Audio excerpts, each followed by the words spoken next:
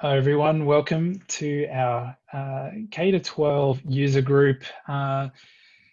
Unfortunately, the first one of 2020.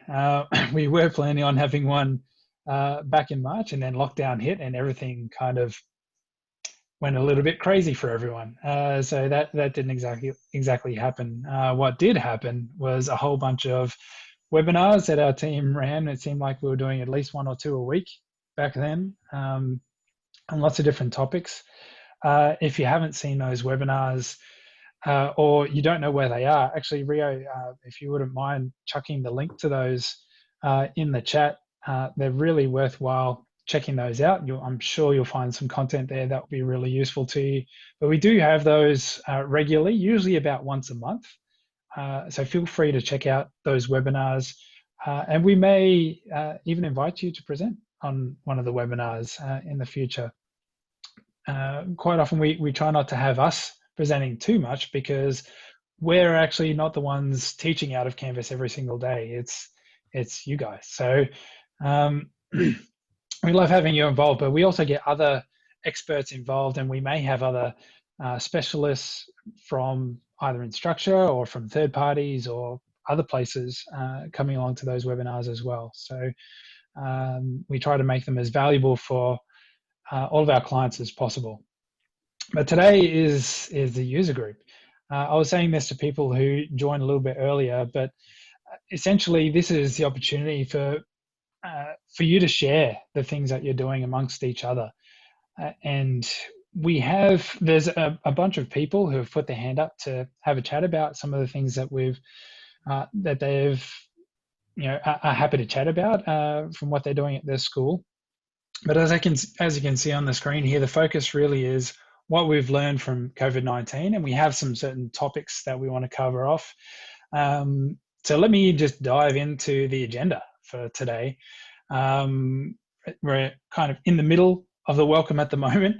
Then we'll jump into those topics, and they really are around course structure, home pages, assessment, and parent interaction. So as I said, we have a few people who are going to be talking about those things, but I don't think there's anything wrong with other people to jump in and being able to share some of the things that they've learned as well. And that's what a user group is all about. So it's not too formal. We want to keep it as fairly free-flowing and relaxed. We'll try and keep to the agenda. We do have an hour and a half set aside for the user group. We don't have to take a full hour and a half. If everyone's done sharing and we finish up even half an hour early, that's totally fine. But if everyone's really, I've seen some user groups in real life, not virtual ones, go on for quite some time because everyone's just sharing some really great stuff amongst each other, and everyone was really into the discussion. So they're always fun, even though they go a bit longer. But we do have, as Rio mentioned, we do have a K-6 focus user group coming up in a couple of weeks on the 3rd of September. So if you have teachers and some people have put their hands up to be involved with that as well. But if you do have teachers that you think would find that beneficial, feel free to invite them along to that user group, and you're more than welcome to come along to that as well. Because quite often, people ask, well, how do you use Canvas in a K-6 context? And there are some schools doing some great things in the K-6 context. So if you're kind of struggling for ideas on that front, then make sure that you at least get some representation from the school to that user group to help out with that. All right, so how is everyone traveling? Not literally, especially if you're in Victoria right now. Yeah, how's everyone going at the moment? Just in the chat, we'd love to hear how things are going. Yeah, as Bobby said, make sure you bookmark that link. It's a really, really great link for all the previous recordings. But yeah, just opening up to everyone, first of all, how are things going? And are there any jitters at the moment for any specific reasons? And yeah, how's everyone feeling with delivering learning at the moment?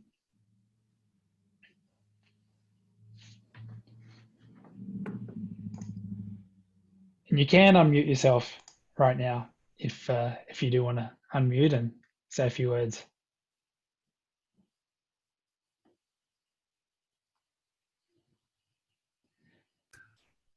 I hear you, Bobby. Yeah. Yeah, there is a little bit of, I've been a bit unwell recently actually, and so I'm a little bit fatigued for other reasons, but yeah, there's a bit of learning fatigue at the moment. Everyone kind of got upskilled really, really quickly out of necessity when lockdown happened. Um, yeah, Alex, yeah, that's already a reality for some schools.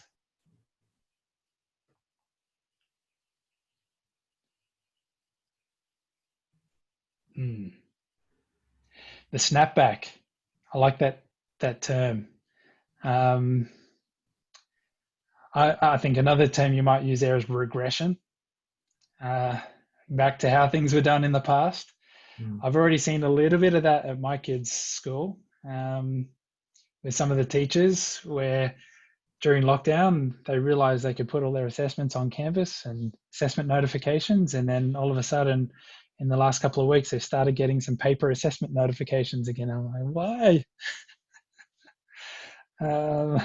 Why are you doing this? Yeah, I think Matt mentions a lot of what I'm hearing from our customers at the moment of, you know, doing 3 years worth of rollout in like four weeks, or 4 months. So yeah. As I said, we if you do want to unmute yourself, feel free to do that as well. But it's good to have it in the chat, then we have it on record. No, just kidding. It's recorded anyway. Yeah.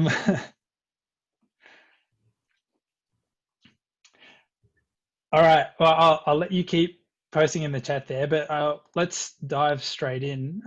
As I said, the things that we're going to be talking about today are around course structures, home pages, assessment, and parent interaction. And we do have some great people on the line to chat about all of these things. But first up, Amanda Walsh, we have on the line. Are you with us, Amanda? Yes, I'm here. Shall I share now? Yeah, go for it. Sorry, I'm just working out how to share my screen. Okay. So by looking at how long everyone's been using Canvas, I'm not really sure that I'm going to be able to offer too much more to all of you, because we've only been going for about 18 months. So yeah, we're still fairly new at it ourselves. I don't seem to be able to share my screen. Oh, hang on, here we go. All right.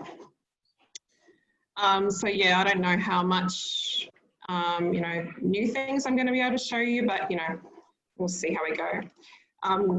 I thought maybe I'd just show you a couple of our courses that we felt were working quite well. So we started, sorry, how do I get rid of that? We started working with Canvas beginning of last year, and then slowly started to roll it out with only a few teachers really using it. And then, you know, we thought we'll get everyone on board this year, and then of course COVID hit and everyone had to get on board. So yeah, we were kind of like most of you who've taken it up this year. We rolled it out really quickly, although we did have some of the bones already in place, which kind of helped us out. We took one of the Canvas templates and just built our courses from that. We wanted to make sure that we were having a consistent approach across the school, not only from the teacher's point of view, being able to collaborate and help each other, but just, you know, really from the student point of view of knowing how Canvas worked in all courses. We're still struggling to get all teachers to use the same kind of format, but that's something we'll just keep working on. So there's a couple of different formats that we found worked quite well. So the one that I use in my classes is a module approach, basically. So we worked that all courses had to have the same homepage, and they all had to have the same kind of links, and then from there it was kind of teacher designed. But we work with modules, and those modules then being linked to the syllabus directly. So I set up some of my courses just based on syllabus points, really. So if we just go to one that we've done. So engineering is the syllabus is written in modules, so it actually kind of made sense to me. That was one of the things we found some teachers struggled with, was the language of Canvas, like what's a module and what's a page. So we had to do quite a bit of learning in that area. But for the syllabuses that actually work off modules, it was quite an easy way to kind of set up our courses. So then under each of the modules, we just use the dot points from the syllabus, basically. And then we use each of these pages. And again, this was a way that we needed to try and keep things consistent across the school, was how each page was going to be set out. So we have our learning intentions, and actually even this has changed a little bit now. This is from earlier this year, we've slightly tweaked it, but same kind of thing. Every page from every course had to have learning intentions, success criteria, and then things that might be unique to the course, like vocabulary or formula, research, materials, resources, that kind of thing. But so it might differ slightly from course to course, but really the kids should know where to go to find all of their stuff, because the basic bones are the same across all the courses, or are working towards being the same across all courses. I'll just show you how one has changed a little bit. It kind of looks, yeah, a little bit. Oh no, that's one that looks the same as well. Anyway, the format has changed slightly, just in terms of how we express the learning intentions and success criteria, but generally we found that this worked quite well. And then if there were things that the kids needed to do, there might be a submission that's required under homework tasks or research down the bottom. So that was one way of setting it up, really just using it as like a lesson outline with the materials attached. That we thought worked quite well. Another teacher is using it in a similar way, which I thought is really useful, not only for the teacher in the organisation, but also the kids for seeing what's coming up. So same kind of format in setting up the page, but then we have kind of like a term planner for the teacher and for the student, and then those days, or the activities on the days, then link through to the task or to the page that's linked to that particular lesson. Something we did a little bit different, and this is a TAS thing, I guess, but it could be adapted to other faculties, I guess, is we broke up the stage 4 TAS stuff into the design process. So we built our modules around the design process. So brief, ideas, research, plan, make, evaluate, and that's how our modules were built. So following the process. So that works quite well. Also, it also reinforces the design process. So it reinforces some of the syllabus points for kids as well. During COVID, we did move to try and particularly in TAS again, we moved to try and do some stuff that was a little more hands-on for the kids rather than just looking at the screen all day. So we built we just called them mini projects. Let's try and find mine now. Where there were just little practical tasks that we then built into the program. Sorry, I've got to find mine now. Oh, here we go. So this is obviously year 11, but we adapted it and made it suitable for the stage 4 kids as well. What we found over COVID is that teachers were really good at getting material up and staying in contact with the kids through getting material up on Canvas, but the actual instructions that people were putting up were just really hard to follow. So we had to kind of streamline how people did that and really break it down. So trying to make sure that they were really clear about, you research this, then you create this, then you test it, then you like really step it through for the kids, because some of them were just kind of seeing a page like this and going, I'm not going to even read that. So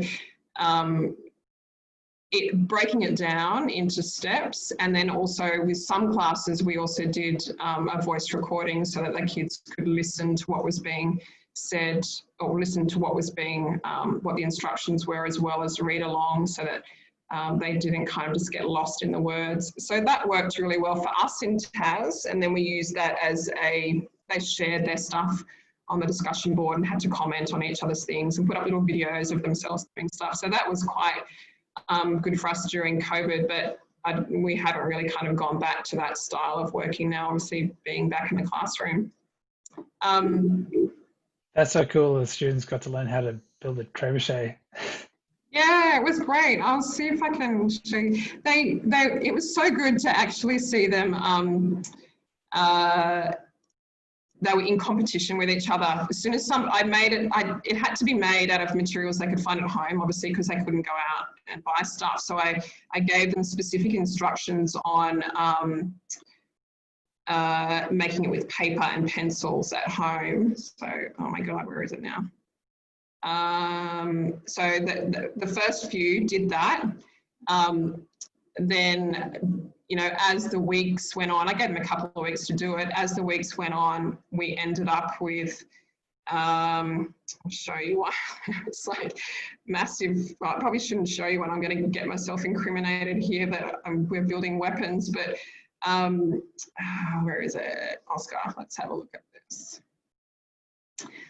Sorry, I know there's kids' names there, but, you know, we ended up with, you know, stuff like that happening. So, but you know, they were taking each other on. They were like, "Yeah, we can up you on this one." We're moving from the paper and pencils to actually, yeah, throwing bits of dirt down the street. So that was a really good way for them to be engaged, and they loved it, and they all came to school talking about it, and we wanted to keep doing it. We actually did roll doing some of the paper and pencil stuff out with some juniors in the classroom. So yeah, that was good fun. They really appreciated being able to do something practical and get off the screen, which this, you know, it was necessary, but yeah, there was a lot of screen sitting from kids, Yeah. you know, was hard to manage. Yeah. There's a question, Amanda, from Matt in the chat. He said, "I really like to see the to-do date stamp. Was that hard to set up?" No, yeah. I'll show you how that works. That's really easy. It's just basically clicking a box, and that was really good for the kids too. When their teachers are setting tasks, so that they could just look through their to-do list and see when things were due. Oh, that's not it. So in the actual task, when you are creating it, you just write your blurb, put in all your details, etc., any links, and then down here with all the controls for the task, where is it? Oh, that's yeah. Where is it? Yeah, I think with assignments, it naturally comes onto a to-do list. I think. Okay, so sorry, I need to do like a task. Hang on. Yeah, just a normal page. Yeah. Make a page at the bottom. There's a. Yeah, so there's just a little box that you tick. Yeah, it's in pages, I think, and it's a feature option that you need to turn on. So if you go into settings and then feature options, there should be a to-do list. I should, hang on, I was going to find one that I have done. Go into modules. Oh, so yeah, so if I made, this was one of our lessons and I wanted to make sure the kids at least looked at it and wrote down the formula and watched the videos, then you just click on add to to-do list, add to student to-do list. there. Thank you. So yeah, and then that will just appear on their to-do list. Even if you don't want them to actually submit anything, I found it useful that it was there, that I wanted them to go in and just make sure they looked at it. You know, and then they could just cross it off their to-do list. Perfect. Thanks so much, Amanda. No We worries. also have Andy from Barker on the line. Andy, are you there? Hello, Paul. Sorry I'm late, everyone. There was a slight crisis involving a potential someone potentially hacking my account, so I had to run over and make sure that everything wasn't too compromised. But anyway, Okay. looks like looks like things are okay. I had a really strong password as well. I had to reassure everyone. But anyway, great. So thank you for this opportunity. It's good to connect with everyone, and it's really interesting to hear you know what everyone's kind of gone through. You know, as a response to COVID and online learning and things like that. I'm sharing my screen. Can you all see this okay? I hate asking that all the time. Yeah. Okay. I guess the thing I wanted to share was just what we did when we did go online. We weren't online for too long. We did some maneuvering of the calendar, so we didn't have, we moved some of our holidays around, so we kind of had a longer holiday break, and then it meant that we lost a holiday or 2 weeks in the most recent kind of break. But it meant that we weren't online for as long as some other schools, but we still spent a lot of time trying to work out a structure. This is a course that we created for our staff, just to get their heads around some of the changes that we wanted to do in online learning.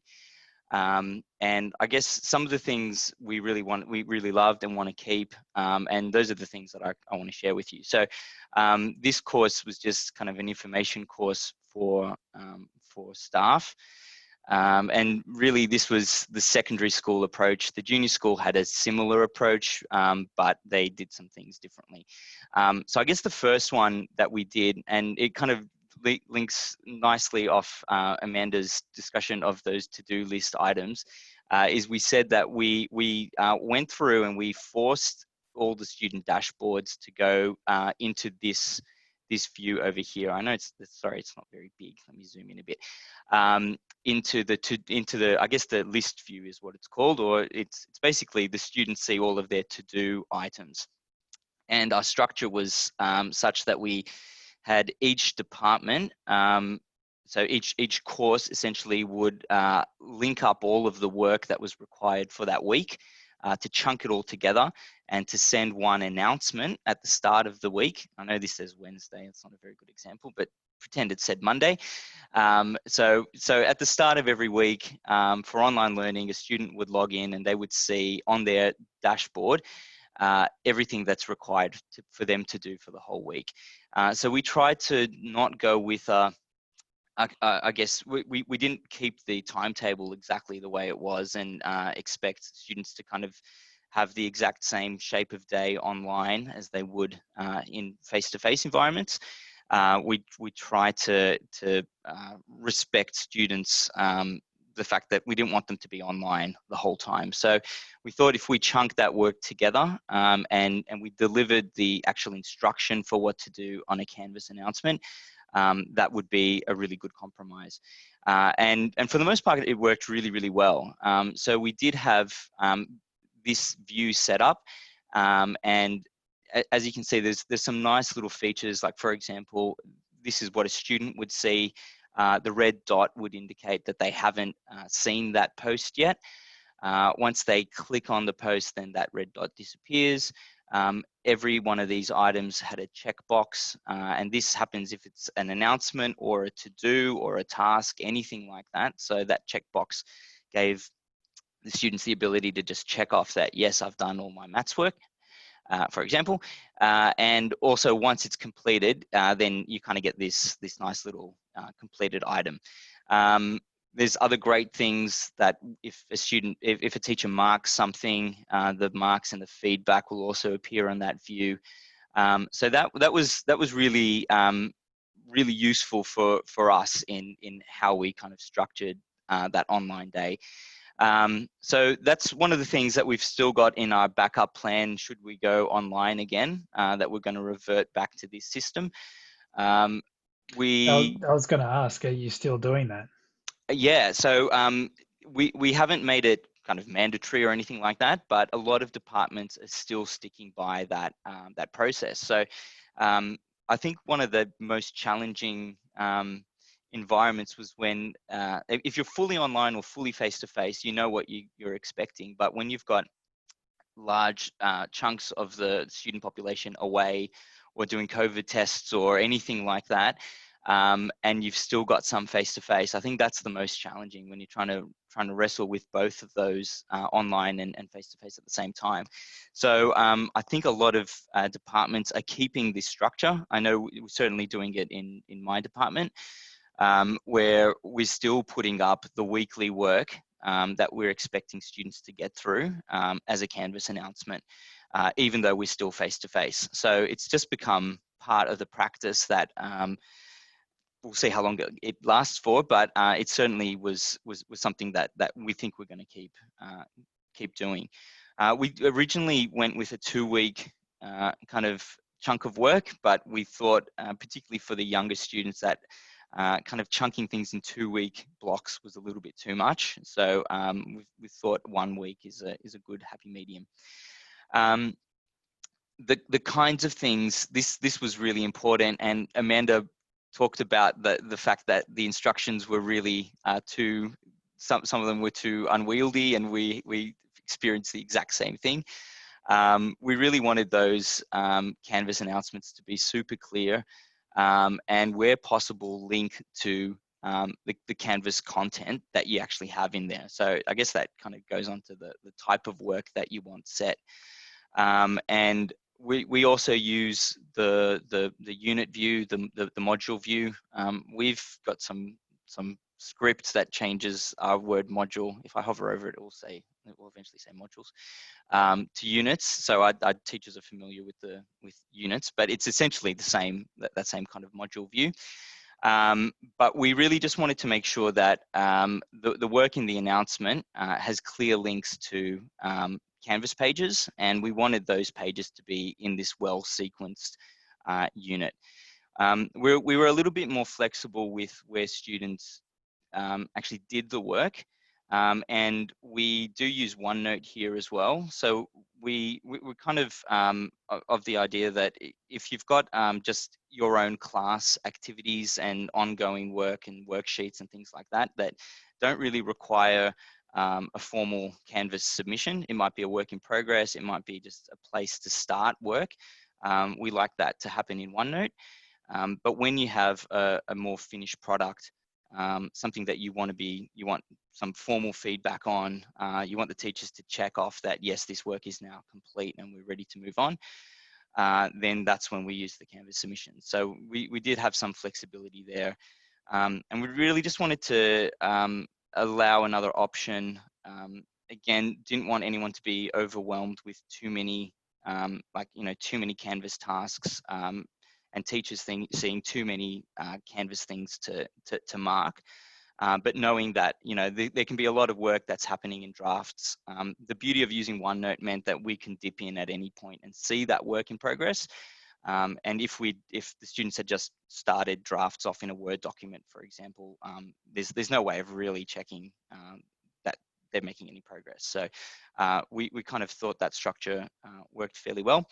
And then the same thing with the feedback. So the ongoing feedback was done in Canvas, obviously, but OneNote was also a place for us to kind of do that. So I just thought I'd start there with how we structured that online learning, and some of the things that we learned and some of the things that we're keeping was really that idea of chunking work.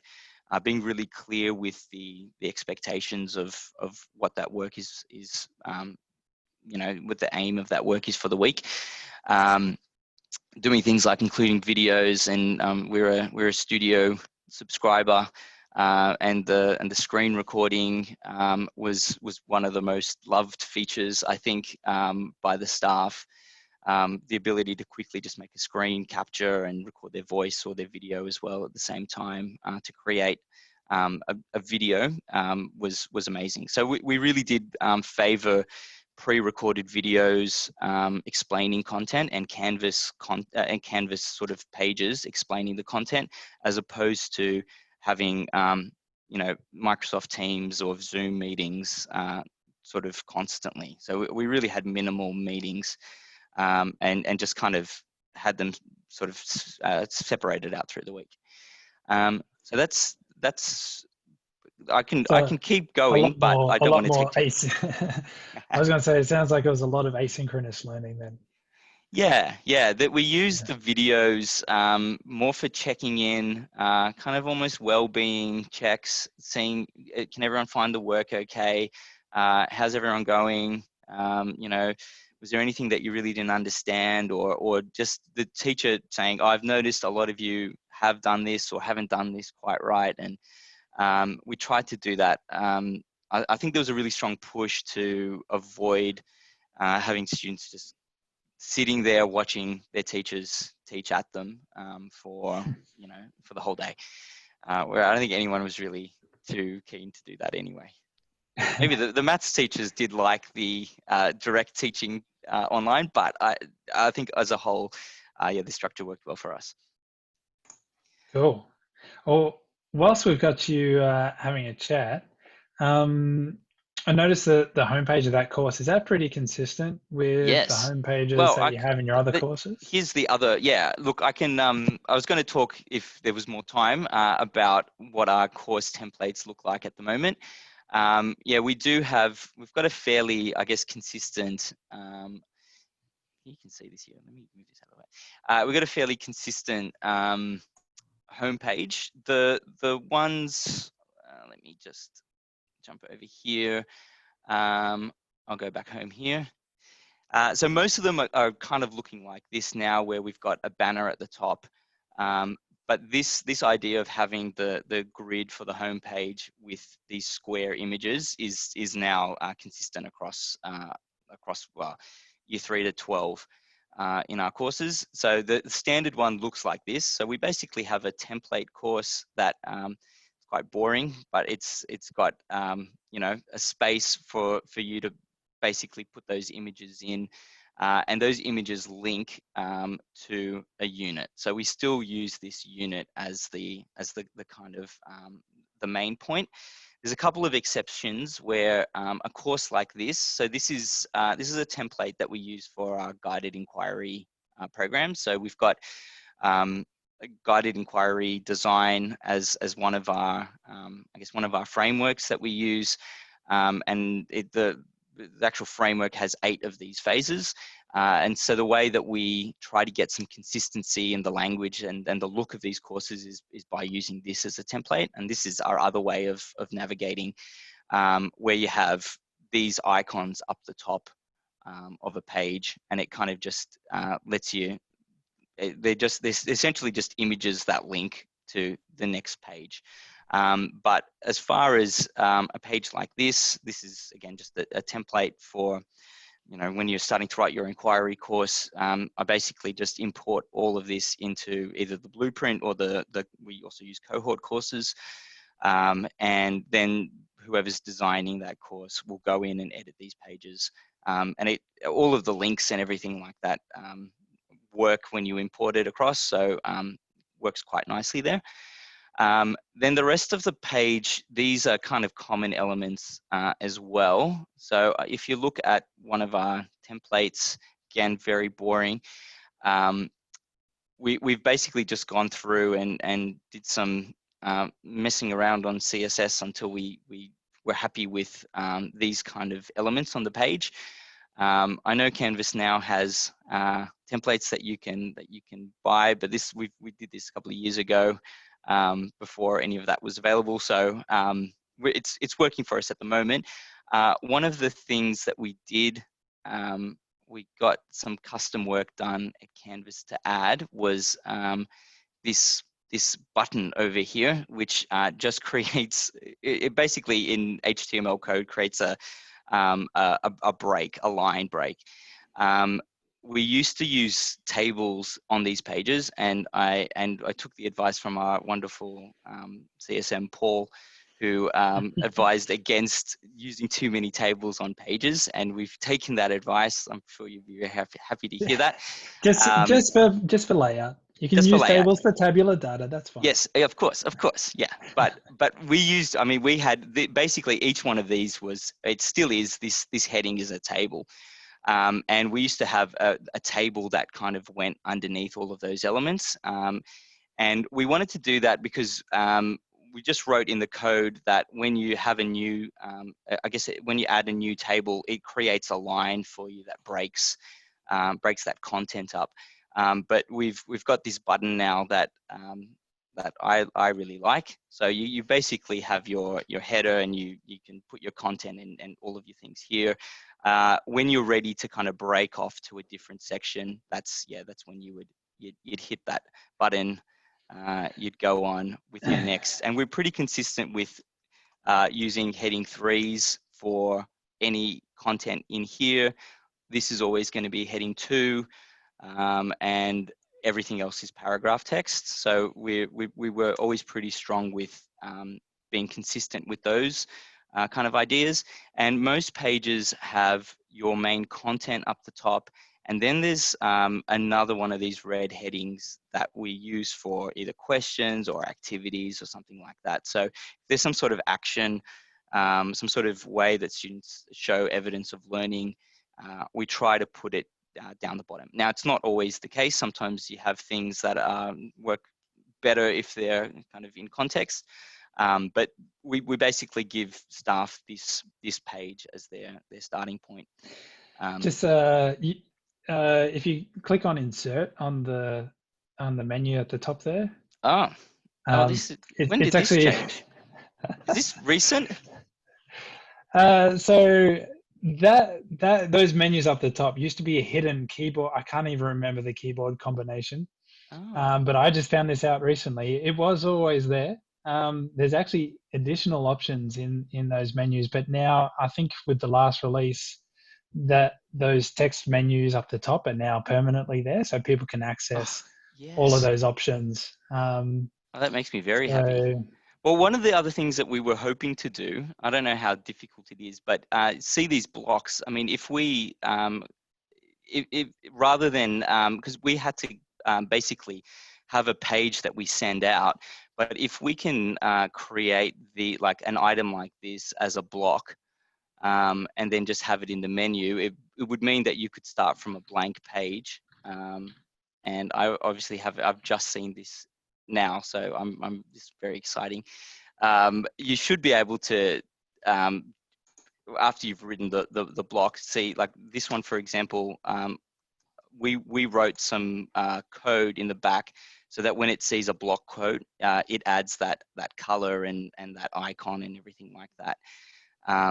So that now that I know that that's there, that's another cool thing that I guess we could do to make building the page elements a little bit easier. Because you could then essentially start with a blank page and then just use that insert to add those blocks in. So thank you, Paul. That was really good to know. All right, I'm just conscious of the time.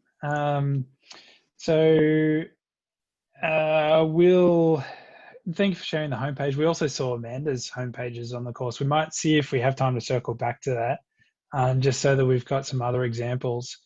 But let me just share my screen again. So we just briefly went into homepages and we went through course structures. So let's dive now into assessment. And we have Fiona Clayton on the line. Are you there, Fiona? I am. I apologise for background noise. I'm in the IT office, so if hopefully they'll keep it down a little bit. Let me share my screen. Hang on a second. Hopefully you can see that now. So we're a bit unique. We've only had Canvas since January of this year. And we originally, sorry, I should close that. We originally had planned, we had a handful of Canvas Crusaders, we called them, to try. I think there was 10 of us that just tried a couple of courses in term one.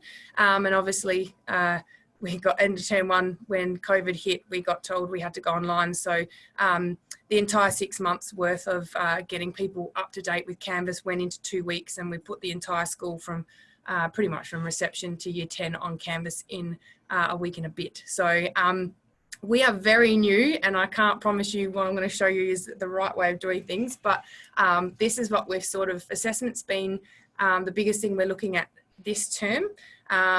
We've done quizzes and your normal assessment things, but it's really the outcomes and rubrics that we're having a go at now, which is I wanted to show you. So this is just... Before you move on, I'm just checking out the homepage. This is one homepage. So I've got school at home. That was our school at home page. So we actually had a module in every single course that was school at home, and then we had this first, next, last approach. So everyone, all the subjects had a hello video that we pre-recorded, and contact times and things, a resources page, and then we just had, for the week, this is the first, next, last. So they had to do the first. If they got to the next, excellent. If they got to the last, well, brilliant. So, but yeah, that's our other homepage. We've got a couple of different designs going. That's last semester's. But yeah, they're different colours for different primaries, different again. The theme seems to be fairly consistent, though. It seems people have a banner and then some description and things like that, and then buttons that take you either to modules or other parts of the course. They all do. The only difference, if I quickly show you, since we're on home pages, if I go to, so primary have 2G, there it is. So primary, a bit different. They're a bit more babyish and different colours and things like that. But yeah, so there's a home page, and every one of these is a module that goes to it. So they're just different ones. So for us in secondary, these are all topics, and you go in. They've all got an admin button because everyone has any like SACE information or whatever, being a year 12 course, but every course has to have a course outline. And this tells the students what we're doing day to day. So if they're away, they know what to do. And I've colour coded it, so where they're up to here, or here today. I haven't colour coded today's. And it generally relates to a module and then a page in a module. My year 12s are doing an assignment, so it's not overly exciting. Because we moved from a learning management system that was day by day driven by the timetable. And the only thing Canvas didn't have was a way of knowing where you're up to and to set homework. So we just created a course outline page for every course, and yeah, did it that way. So every course has an admin and a resources page, and then these are just modules that go into an introduction to the module, and then all the concepts and things, but they can access it through the modules as well. They've got access to all of that. So but with our assignments, so during school at home, we used a lot of formative assignments and things, but this is moving forward, I guess. We're looking at, so we've set up our different assessment groups, and this is a SACE one. We're in South Australia, so it's SACE, but even we're set up for a CARA as well. So we've set the groups and the weightings of each of them. And then each assessment, this is a SACE one, but we're using rubrics and outcomes. So we can actually assess against the SACE curriculum, and then moving forward into the ACARA curriculum, and we have rubrics setting up. So by the end of this term, we'll actually have all the rubrics for every subject from reception through to year 10 for ACARA. And the SACE ones we're working on now for those year 11 and 12 subjects. So this has been really good going in to actually assess. You just clicking on the ones and then working out, where their grade is has been great. It's a bit to set up initially, but yeah, we've found it those really descriptors, are they descriptors that are written by the school, or are you grabbing them from SACE? So these are SACE descriptors. So year 11 and 12 is easy because they're all done. With our ACARA ones, that's what we're doing now. So I can show you, we've got one in there.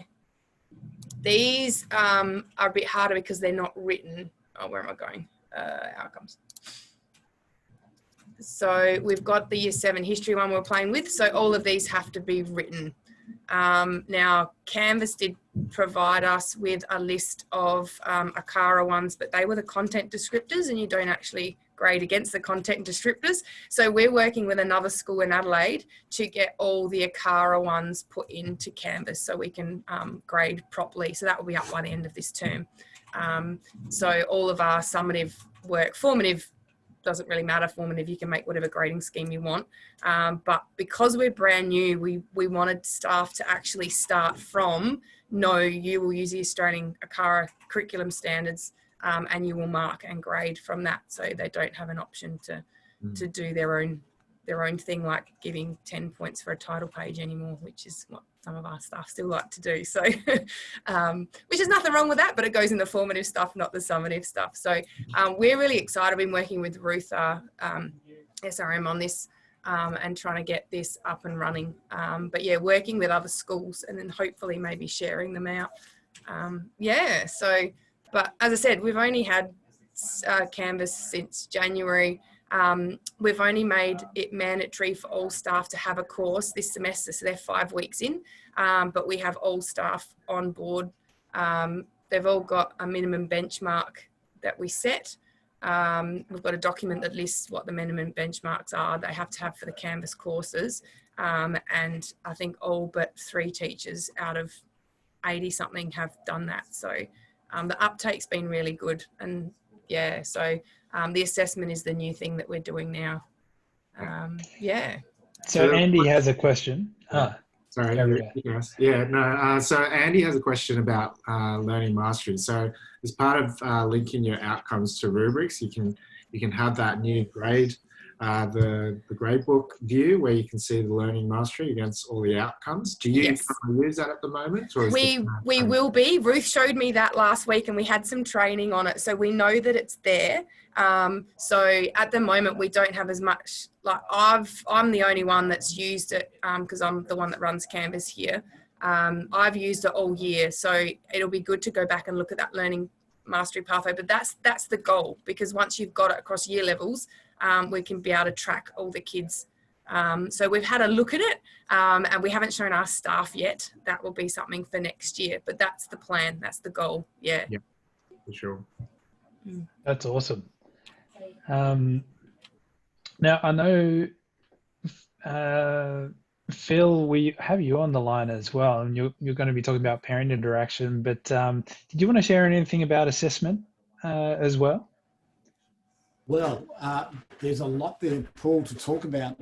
We're a little bit further down the path than a couple of schools. We've had Canvas, I think, now for 7 years. So our sell to our staff was the fact that we went with real-time reporting, and the sell for the staff was the idea that they would have less reporting to do at the end of the semester.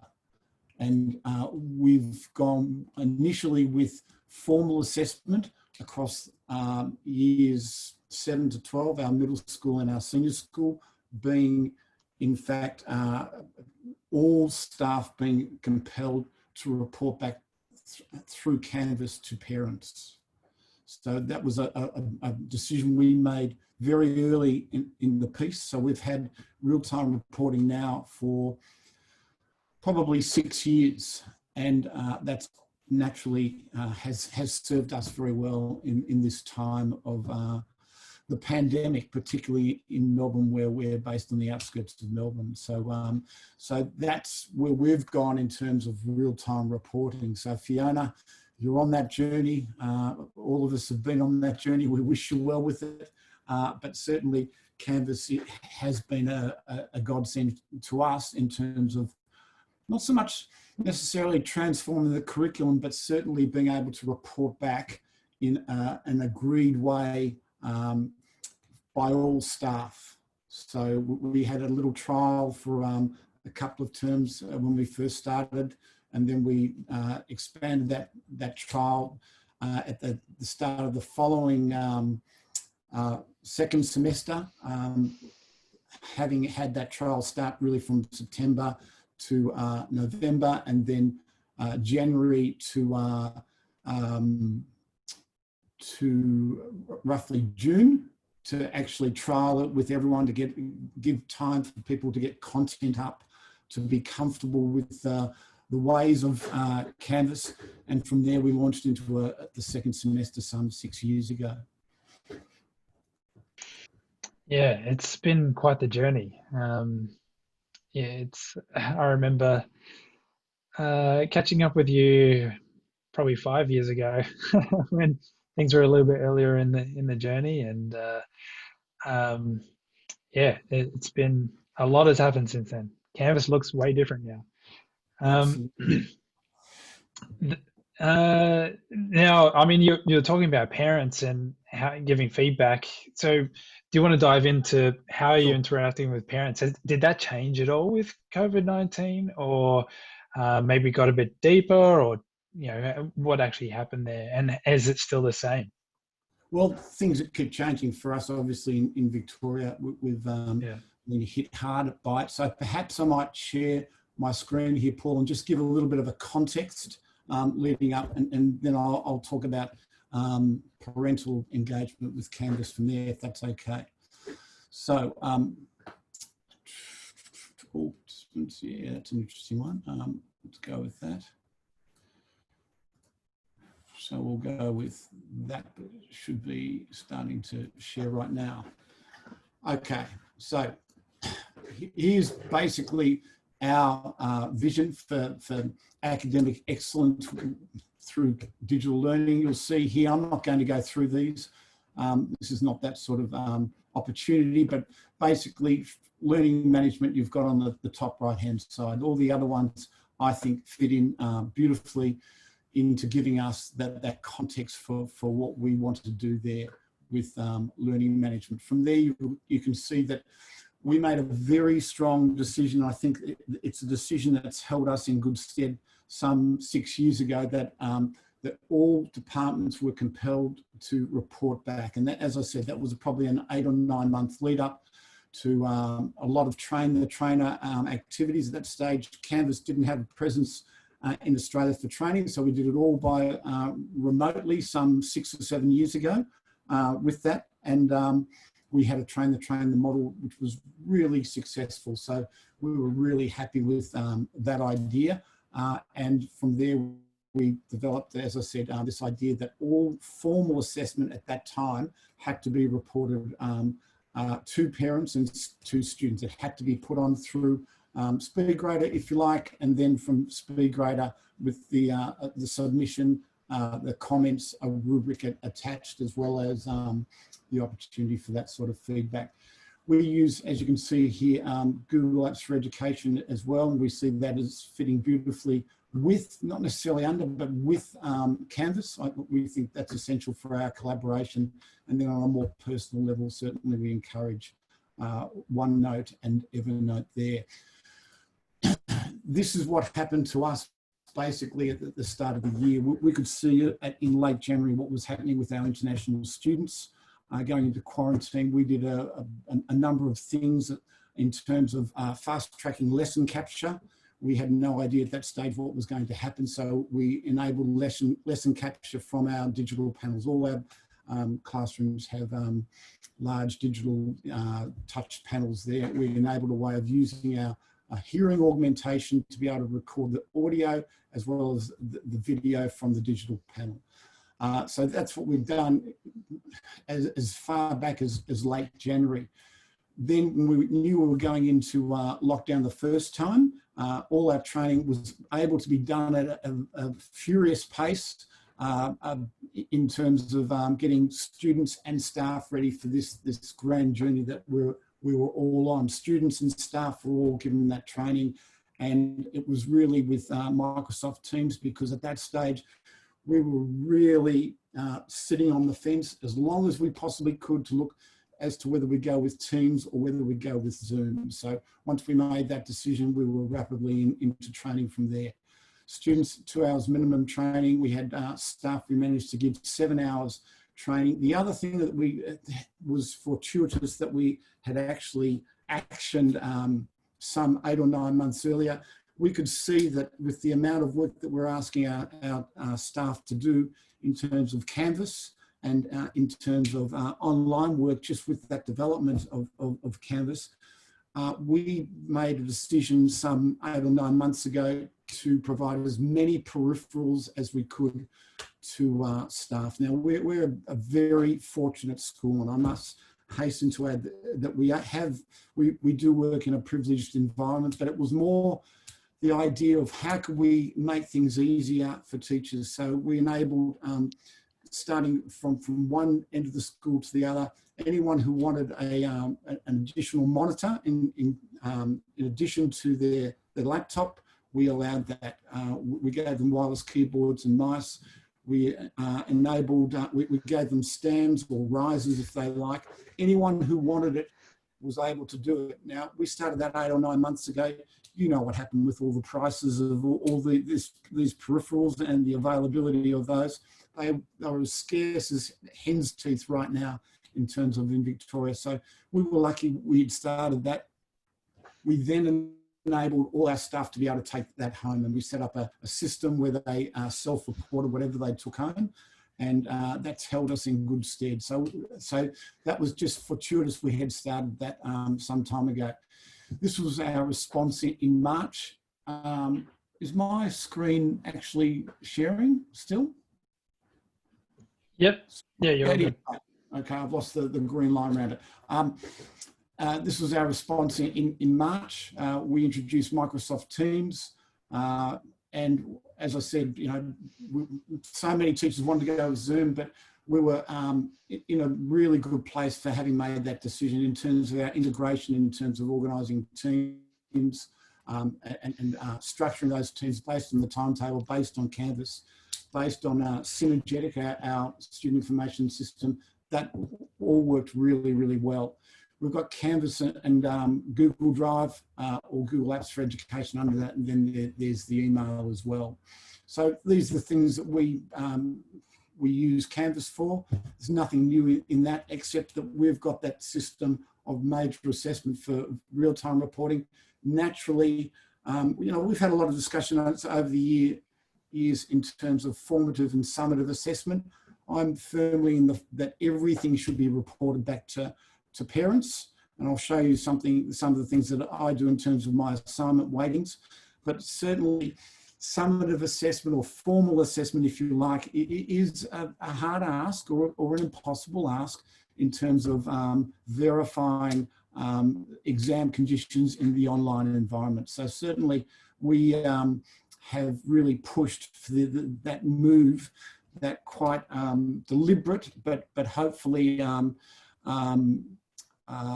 move that has been done quietly towards obviously more formative assessment. So that's been really important for us. Bottom one is always where I'm trying to position it, from moving away from just a repository to curriculum transformation, but that's a long-term one, and that's a really tough task when you've got a lot of the forces assembled to make sure that, you know, in many ways we don't rush into these things, if you like.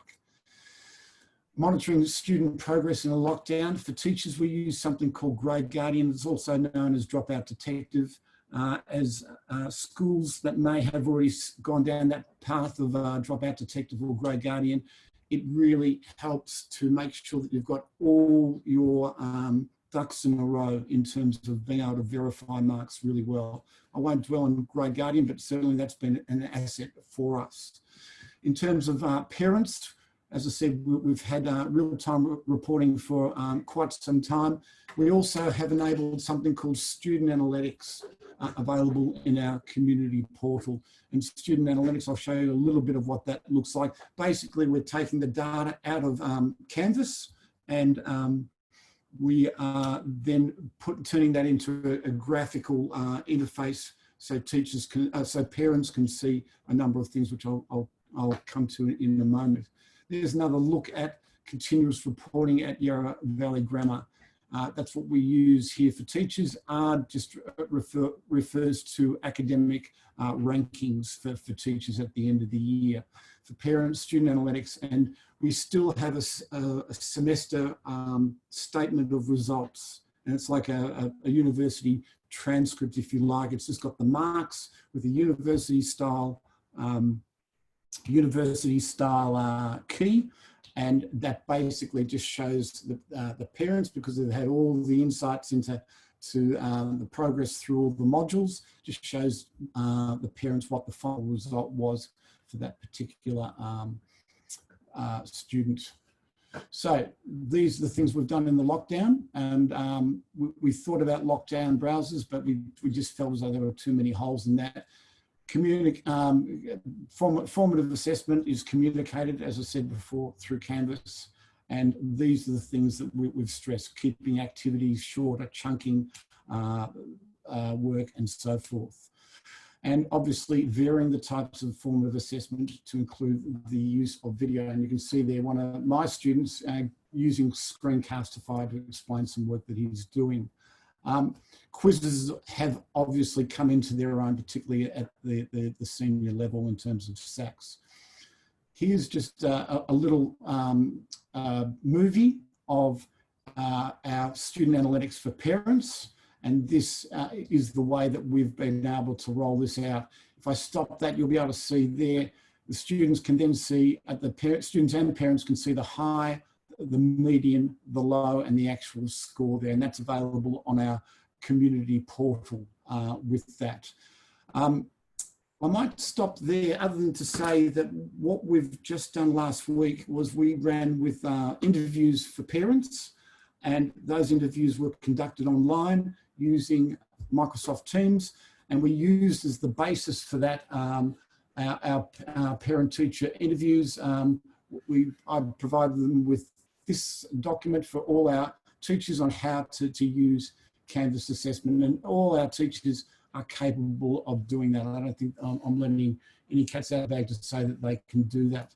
In terms of parental involvement, this is the digital learning page that we've got on our community portal.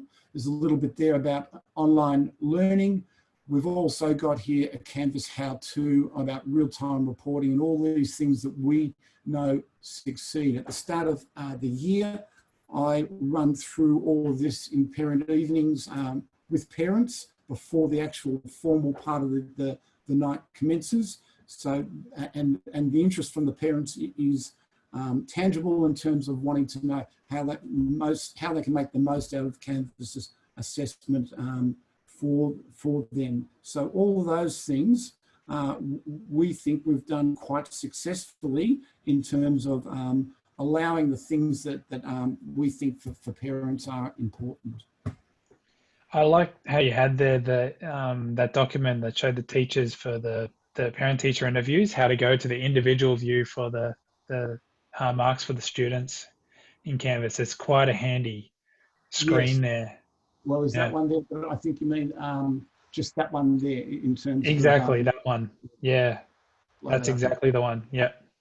I'm happy to share some of these documents if people would like as well. These are things that we hope our teachers are using at speed dating in interviews. We went with a 6-minute format with a 4-minute break in between, so people could then use Teams to call or take a quick break. And these were the suggestions we used to make Canvas the basis for looking at the work. And parents can see all this themselves. But as we know, not all parents necessarily avail themselves of those opportunities. That's fantastic. Thanks, Phil. Does anyone have any questions for Phil? If so, chuck them in the chat. Whilst you're thinking about those questions, oh, sorry, go ahead. Yeah, I was just going to ask, we've got a little bit of time left over. So we also had a couple of people kind of drop out of the talks today. So if anyone wants to kind of share something that they've done, more than happy for people to put their hand up and share their screen and share what they've done. Yep. I've just made it so that others can share their screens now as well if they want to jump in, and you can unmute yourself. And Phil, I've got a question for you. So a lot of my customers, they sometimes kind of want to approach the parent rollout where it's an opt-in rather than a mandatory thing where you roll it out from an institution point of view. Which approach did you take? We went with, once we had enough content up there, Rio, we went with the idea that it was one in, all in. So we think that was the fairest way we could do it. Once we had enough content up there and we knew that teachers were at least familiar with both their requirements and the ability to use Canvas for their schoolwork, we went with all in, and parents, teachers were given 3 to 6 months notice that this was going to happen, that both their content and their assessment would be available for parents to see, rather than if you do it in a piecemeal way, as long as you've got a plan to do it so it becomes everyone there, you're more likely to have more uniformity and consistency. And to reach that, you really need to have your HODs or faculty heads or domain leaders or whatever you call them in your particular school. You've got to really have them on board. And they're not necessarily going to be the best Canvas or digital learners themselves, not necessarily. So you've really got to have agreement from a majority for that to actually go through with. We kind of, always advise people to do it at an institution level. That's personally, I think, our favourite. I hope I'm not speaking out of line, Paul, but we find that if you do go with the opt-in option, a lot of schools tend to get a lot of influx of calls or support tickets just asking, how I've got problems logging in, and so you kind of avoid that by doing it at an institution level. So I think, that's some advice. Yeah, and it guarantees that every parent does have an account. If you've already got their data in your systems, which you should do in your student information system or student management system, then you already have all the information to add them into Canvas. And that way they have an account, and you've got control over access as well, which I think is probably one of the most important aspects of that, because if there are issues that pop up, if there's an AVO or something against a parent that happens or anything, you can remove that access very easily if you've created the access in the first place. So as those kind of dynamic family situations change, and you may add in new observers as marriages happen, or remove access for if bad things happen in families, which happens from time to time. So you can really stay on top of that to mitigate your risk. Yeah, sorry. So Michael's just said that he's playing around with the observer role, but he's finding that parents see unpublished and some materials that they shouldn't be. Paul, from your knowledge, they should be able to see unpublished work, right? Yeah, that's very weird. That's why I asked him to shoot that through to us in an email separately. That sounds weird. Because that's it. Yeah, I was going to say that's unexpected to me. Yeah. Yep. Thanks, Michael. But yeah, if anyone else has anything they want to share, homepages. It seems like everyone is heading down a similar kind of style, and it makes sense for people to head in that direction where you've got, you know, banner information and you know, the different buttons, I guess you could call them, to lead to other parts inside of Canvas. From a logical standpoint, that makes a lot of sense, and a lot of our templates look like that for that reason, because it is very logical. You're guiding the students to where you want them to go on that homepage of the course and making it easy for them to find what they need. Does anyone have anything different that they're doing on that front? I'd be interested to find that out.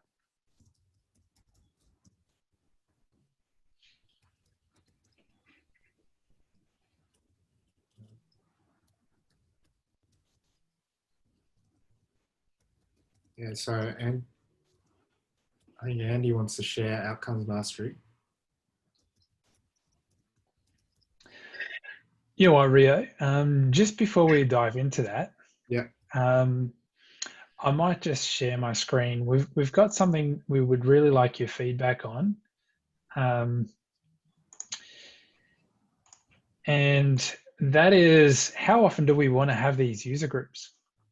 So I do have a poll that I'm going to launch, and we'd love to get your feedback. How often do you think we should be having these user groups? I've got 3 different options on there. So every other month, which effectively is 5 times a year, because it'll be probably March, because everyone's flat out in February. You know, March, May, which is after the April holidays, or the Easter holidays, I should say, and then July, September, November would be 5 times a year. 4 times a year is once a term, essentially, and 3 times a year is just 3 times a year. When we actually asked this question last year, so I won't tell you what the most popular response was then, because I don't want to bias your answers. But it'd be interesting to see. So, this is pre-COVID. Yeah. So Yeah, we've got 10 responses. If we can get some more, that would be great, so we can get some more representation. I think there's only 13 people here, so yeah, I think we've got just one more. I've got 19 participants, including us. Oh, okay. But we've got co-hosts. Yeah. So the co-hosts can't actually vote. Let me unco-host you.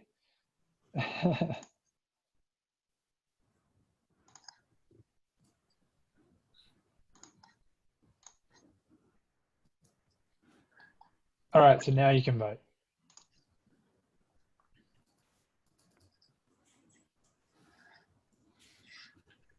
All right, so it looks like we have a pretty clear winner.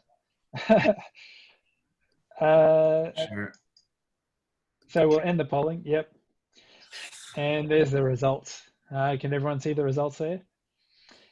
So it looks like once a term is the favorite, which 5 times a year pretty much equals that anyway. It's pretty close. So once a term by far and away is the favorite. Interestingly, by a large margin, when we did it last year, 3 times a year was what everyone wanted to do. So I'm actually really stoked about that everyone wants to meet a little bit more often, and the majority wants to meet 4 or 5. So that's fantastic. That would be great. So we're kind of midway through, I guess, the 3rd quarter. If we do it once per quarter each year, then we'll try and aim for that. So we'll try and catch up after the next holidays if you're in Australia. So probably say October or so. Yeah, before all October/November. Actually, when would be the best time in the latter half of the year? Because I know, for senior students, there's exams for HSC and VCE and SACE examinations and everything. So just if you want to put that in the chat, that would be great.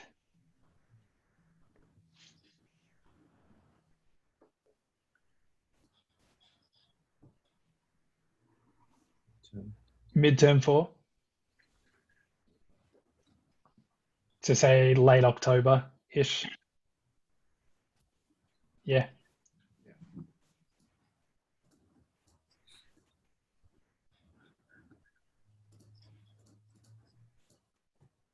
Yeah. Yep. Yep. All right. Seems like we've got pretty good consensus there. All right, I'll stop sharing my screen so that Andy can share. Andy, go for it. Oh, thank you. I didn't want to take up more time, but since I guess progressive reporting and even just the outcomes came up in the conversation, we're at the stage where we're about to launch progressive reporting after almost 2 years of development in the background. So it's quite exciting times for us, and it was great to hear you, Philip, go through how you've got your setup. So that was super interesting. One of the things that we were thinking of doing, this is what our progressive reporting template might look like. We're looking at doing 4 to 5 tasks a semester. So these first 5 would be one semester that we have as a progressive reporting activity.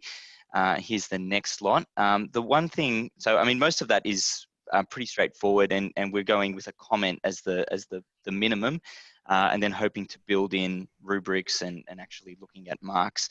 But one of the things that I haven't really seen many people doing, and would really love to know if someone's doing it and how it's working, is using the learning mastery. And the way we've got it set up is going to be through our approaches to learning. So these are basically like our effort grades, and we've got 5 in the secondary school, and they're things like completes assigned tasks and engages with class activities.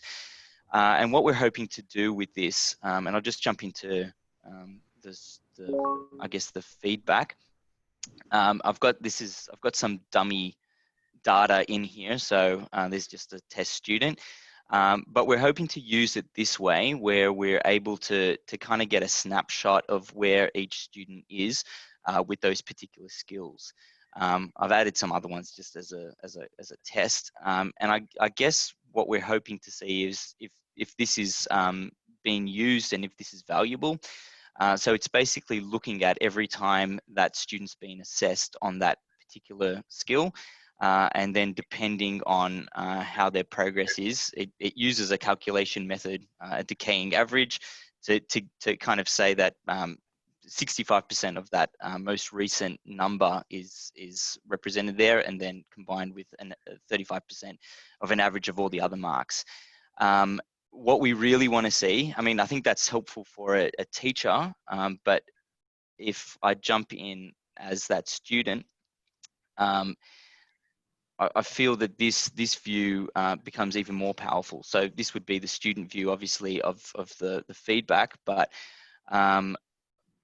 we're trialing something like this. So with completes assigned tasks, you'll be able to see. So if this particular piece of feedback was marked 3 times, you'd be able to break it down and see if there's any progression or growth in that area. So in completes assigned activities, you might say that student started down here and is kind of moving up. So they're showing some improvement and things like this. I mean, again, this is bogus data, but we're wondering if anyone has used these, particularly in a progressive reporting kind of scenario. Because I'd love to just hear somebody else's experience of doing this, because we're kind of launching this without really having tested this out or having really heard in many other schools that are doing something like this. So that's kind of all I wanted to just throw that out there. That's what this is about. Yeah. So feel free to send me I guess a message or something if you have used this. But I'll definitely report back on how we go with this kind of element here as well. Paul, do you know any schools that use it this way? I know St. Francis Xavier in Canberra was looking at doing this. So I'm not sure where they're at currently, but Peter Crane from St. Francis Xavier was definitely having a look at this. So we'll reach out to Peter and see where they're at. Great, thank you. It's all right, because it's kind of student dispositions, isn't it? So Yeah. Yeah. Yep.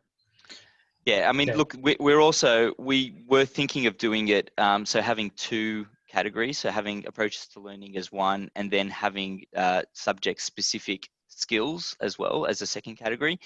But that, like for example, you might have knowledge of understanding in English, you might have writing skills, you might have reading skills, those kinds of things, and then just tacking on those outcomes to each of those progressive activities that are obviously related to those skills.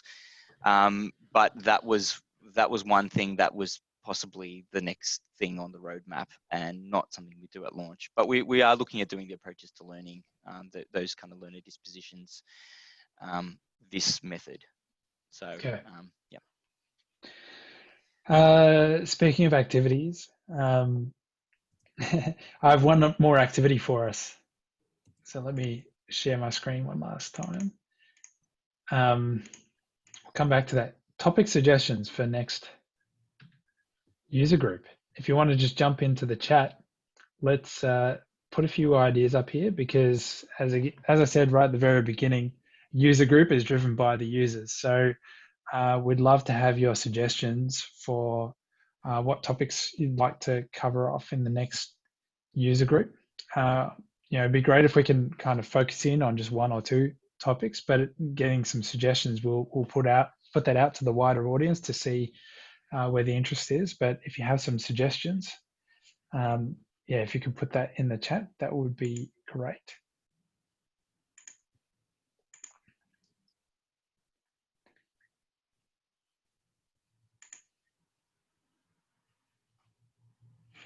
And I'll chuck them in here. Whilst everyone's doing that, we're just about out of time. But is there anything? There we go.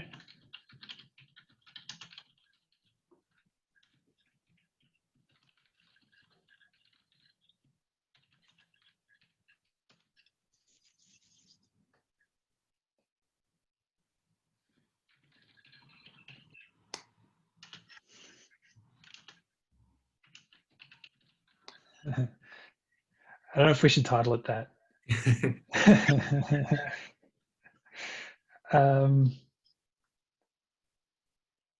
Quizzes in a pandemic. We actually have a really cool webinar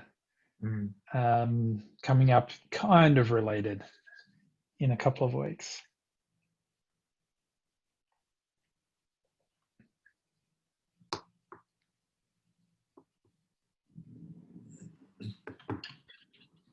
Differentiation.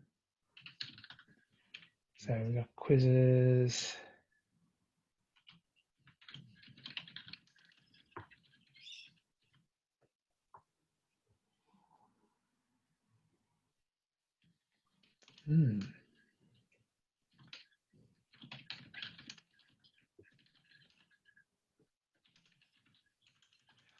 Would that be, Vincent, is that for students or for the teacher or both?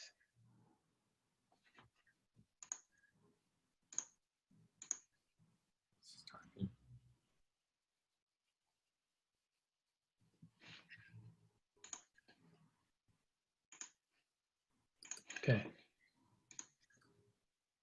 Well, for whatever reason, I've lost my connection to Google. All right, so we'll get a transcript of this chat and we'll add this in. Yeah, I'm not sure what's going on with Google there.